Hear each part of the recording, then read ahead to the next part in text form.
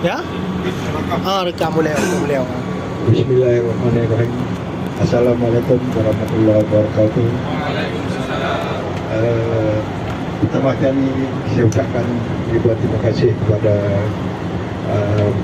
pihak Travel Sakti Sabila dan juga pihak Musafir dan kru-kru yang lain memberi layanan yang sangat baik kepada kami. Kami adalah semua pekerja Adabi di Cawangan Johor. Masya-Allah. Untuk saya nak maklumkan bahawa di Johor adalah kami bukan pengeluar, kami pengedar. Oh, masya-Allah. Tapi pengedar kami di bawah pengeluar lah. Macam Proton buat kereta, Ion yang jual. Sekarang Adabi buat barang, kami yang jual di Johor dan sebagainya. Alhamdulillah sambutan di sini bagus dan selebihnya kami mendapat informasi seperti pihak Sabil dan pihak driver ni bawa kami di tempat-tempat yang kami suka. Masya-Allah.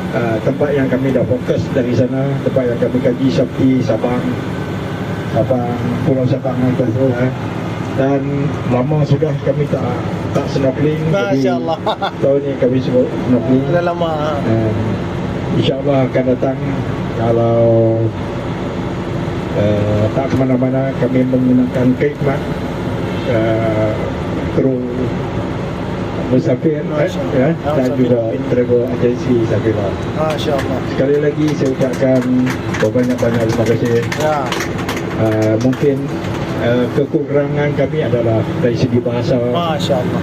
Sebab kami datang dari semua kelompok di Semenanjung. Ada Sabah, ada Perak, ada Kedah, ada Negeri Sembilan, ada Terengganu, ada Kelantan. Jadi bahasa kami bercampur baur.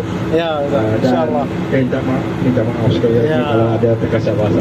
Alhamdulillah. Sekali lagi saya ucapkan ribuan terima kasih dan kita jumpa lagi. Masya-Allah. Makanan macam mana, Tuan? Dari segi makanan, saya rasa budaya kita serumpun adalah lebih kurang sama lah.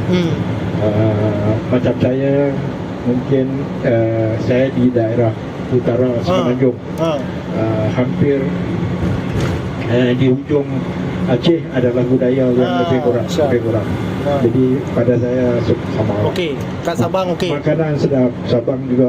Okey, alhamdulillah. View yang best, makanan juga sedap. Alhamdulillah, itu yang penting. Terima kasih ya. Okey, alhamdulillah. Masya-Allah.